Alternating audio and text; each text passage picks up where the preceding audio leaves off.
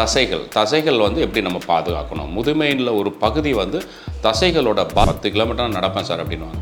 இப்போ அதே வந்து 60 வயசு 65 வயசில் அதை வந்து பண்ணுறது கொஞ்சம் கஷ்டமாக இருக்கும். நடக்கிறாங்க, பண்ண முடியும். நம்ம வந்து உடலை எப்படி வச்சுக்கிறோம், நம்ம எப்படி அமைச்சுக்கிறோங்கிறத பொறுத்து அதை செய்ய முடியும். பட் இருந்தாலும் அதே விகரோட ஆகார முறைகளும் நம்ம உட்கொள்ள வேண்டியிருக்கும். முதுமையிலையும் நம்மளால் முடிந்த அந்த எக்ஸசைஸை பண்ணணும். அதில் முக்கியமானது வாக்கிங். ஸோ வாக்கிங் வந்து கட்டாயம்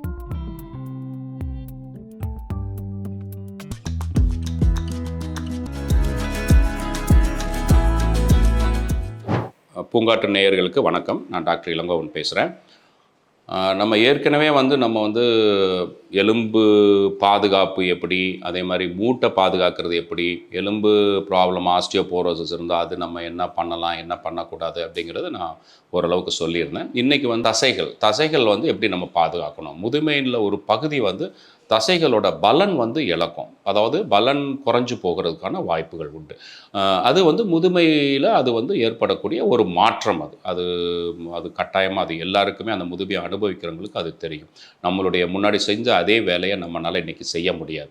அப்போ நான் வந்து பார்த்தீங்கன்னா நிறைய பேர் பார்த்தீங்கன்னா நான் அப்போ வந்து சார் 10 கிலோமீட்டர் நடப்பேன் சார் அப்படின்வாங்க. இப்போ அதே வந்து 60 வயசு 65 வயசில் அதை வந்து பண்ணுறது கொஞ்சம் கஷ்டமாக இருக்கும். நடக்கிறாங்க, பண்ண முடியும். நம்ம வந்து உடலை எப்படி வச்சுக்கிறோம், நம்ம எப்படி அமைச்சுக்கிறோங்கிறத பொறுத்து அதை செய்ய முடியும். பட் இருந்தாலும் அதே விகரோட அதே ஒரு ஸ்பீடோட நம்ம பண்ண முடியுமானா நிச்சயமாக முடியாது. ஏன்னா நம்மளுடைய உடலில் உள்ள ஒரு திசுவுக்கும் வந்து ஏஜிங்ன்றது காமன் ப்ராசஸ். அதாவது அந்த முடி நரைக்கிறதுன்றது it's ageing process. Same way ஒரு திசுவும் ஒரு செல்லும் வந்து subject to ageing process. So அதே மாதிரி தசை நார்களும் தசையில் இருக்கக்கூடிய செல்களுக்கும் அந்த ஏஜிங் ப்ராசஸ் ஏற்படத்தான் செய்யும். அப்போ நம்மளுக்கு வந்து நம்மளுடைய பவர், அதாவது நம்ம நம்ம பொதுவாக வந்து என்ன சொல்லுவோம், நம்ம வந்து ஒரு பொருள் வந்து மூவ் ஆகணும், ஒரு வேலை செய்யணும்னா அதுக்கு ஒரு பவர் ஆம் வேணும். அந்த பவர் வந்து கொடுக்கறது இந்த மசில் தான். ஸோ இந்த மசிலில் வந்து வீக்னஸ் வர்றது வந்து கட்டாயமாக வந்து ஃப்யூச்சரில், அதாவது முதுமை காலகட்டங்களில் ஒரு பிரச்சனையாக ஏற்படுறதுக்கு வாய்ப்பு உண்டு. ஸோ அந்த மசில் வீக்காக இருக்கிறதுனால என்னென்னா, பொதுவாக வந்து இப்போ வயதான காலத்தில் வந்து நம்மளை ரிஃப்ளெக்டிவ் ஆக்ஷன் சொல்லுவோம். ரிஃப்ளெக்சிவ் ஆக்ஷனை இப்போ நம்ம போகிறோம், தடுமாறி விழ போகிறோம் கீழே, இப்போ டக்குன்னு பக்கத்தில் இருக்கிற ஒரு கதவையோ ஒரு கம்பியோ பிடிக்கிறது, அதான் அந்த ரிஃப்ளெக்ஸ். நம்ம அதை பிடிக்கணும்ப்பா, விழ போகிறோம் அப்படின்னு போய் நம்ம பிடிக்கிறது கிடையாது. நம்ம வந்து தடுமாறி விழ போகிறப்போ நம்ம உடலே வந்து தன்னிச்சையாக நம்ம வந்து என்ன பண்ணுது, இட்ஸ் ரிஃப்ளெக்சிவ் ஆக்ஷன். ஆட்டோமேட்டிக்காக அது என்ன பண்ணுது, பக்கத்தில் இருக்கிற பொருள் நம்ம பிடிக்கிறோம். இதுக்கு ஸ்பீடு வேணும், நம்ம கீழே விழாமல் தரது ஸ்பீடு வேணும், வேகம் வேணும். இந்த வேகத்தை கொடுக்கறது நம்ம தசை தான்.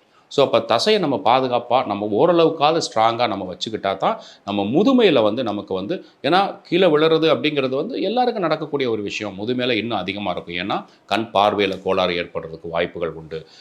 நம்மளுடைய ஞாபக மறதி இருக்கும் முதுமையில். இந்த மாதிரி இதெல்லாம் இருக்கிறப்ப நமக்கு எந்த பொருள் எங்கே இருக்குதுன்னு தெரியாது, பார்வை நமக்கு சரியாக இருக்காது. இந்த மாதிரி காலகட்டத்தில் நம்ம ஜாக்கிரதையாக போக வேண்டியிருக்கும். ஒரு பாத்ரூம்க்கோ இல்லை இதுக்கோ போக வேண்டிய ஒரு சூழ்நிலையில் கேர்ஃபுல்லாக இருக்க வேண்டிய. அப்போ நம்ம அப்படி போகிறப்போ தடுமாறிட்டோம் அப்படின்னா அந்த ரிஃப்ளெக்ஸ் வேணும். அந்த ரிஃப்ளெக்ஸ் எப்படி வரும், அந்த தசைனால தான். ஸோ தசையை எப்படி நம்ம ஸ்ட்ராங்காக வச்சுக்கிறது ரொம்ப முக்கியம். அதில் வந்து walking plays a important role. நம்ம நடக்கிறப்போ நம்ம தசை வந்து ஆட்டோமேட்டிக்காக கால் தசைகள் ஸ்ட்ராங் ஆகுது. ஸோ நம்ம உபயோகப்படுத்துறது, அதான் நம்ம ஒர்க்கு சொல்லுவோம். ஒரு தசையுமே எப்படின்னா அதனுடைய பவர் எப்படி ஜெனரேட் ஆகும் அப்படின்னா அதை எவ்வளோ தூரத்துக்கு உபயோகப்படுத்துகிறோம் அப்படிங்கிறத பொறுத்து தான். உபயோகப்படுத்தாமல் போகப்பட்ட ஒரு பொருள் வந்து எப்படி வந்து ஒரு பிரயோஜனம் இல்லாமல் போகுமோ அதே மாதிரி நமக்கு தசையும் அப்படி தான். தசையை நம்ம எப்படி உபயோகப்படுத்தணும், நம்ம ப்ராப்பர் எக்ஸசைஸ் பண்ணுறது மூலமாக ஒரு பொருளை வந்து நம்ம, அதாவது செடென்ட்ரி லைஃப் ஸ்டைல் இல்லாமல் ஒரு விளையாட்டோ ஒரு ஸ்போர்ட்ஸோ ஒன்றில் ஆர்வம் காமிக்கிறோம், அது மூலமாக இதெல்லாம் வந்து நம்ம சிறு வயதிலேயே நம்ம இதை ஆரம்பித்து பண்ணணும்.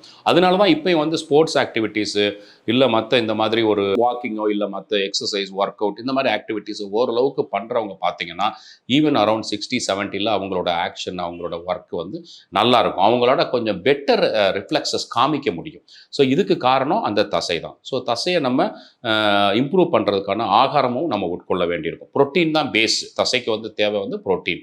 ஸோ புரோட்டீன் எடுக்கிறது வந்து அது வெஜிடேரியனாக இருந்தாலும் சரி, நான் வெஜிடேரியனாக இருந்தாலும் சரி, புரோட்டீன்ஸ் வந்து தேவைக்கேற்ப உட்கொள்ள வேண்டியிருக்கும். பாத்தி பழத்துலலாம் பார்த்தீங்கன்னா புரோட்டீன் நிறையா இருக்குது. பழங்கள், இப்போ நான்வெஜ் எடுத்துக்கிட்டிங்கன்னா வேறு மட்டனோ சிக்கனோ அந்த மாதிரி இறைச்சி உணவுகள், அதுலேயும் புரோட்டீன் இருக்குது.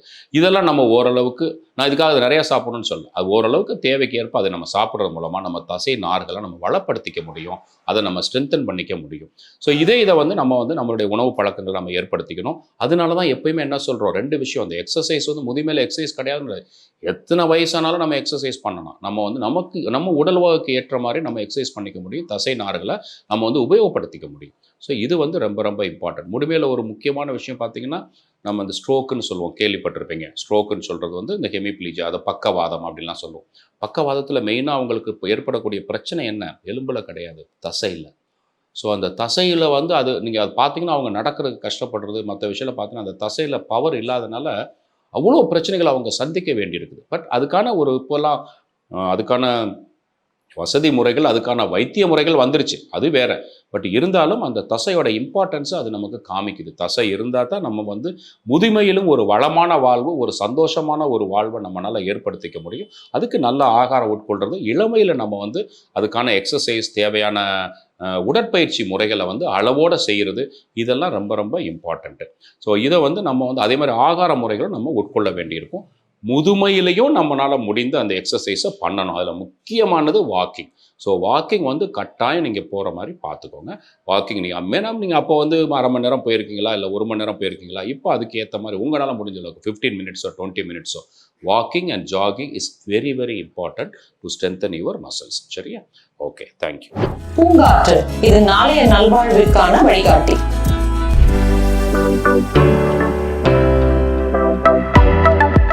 தொடர்ந்து எங்களோட வீடியோக்களை பார்க்கறதுக்கு பூங்காற்று சேனலை சப்ஸ்கிரைப் பண்ணுங்க அண்ட் ஃபாலோ பண்ணிடுங்க.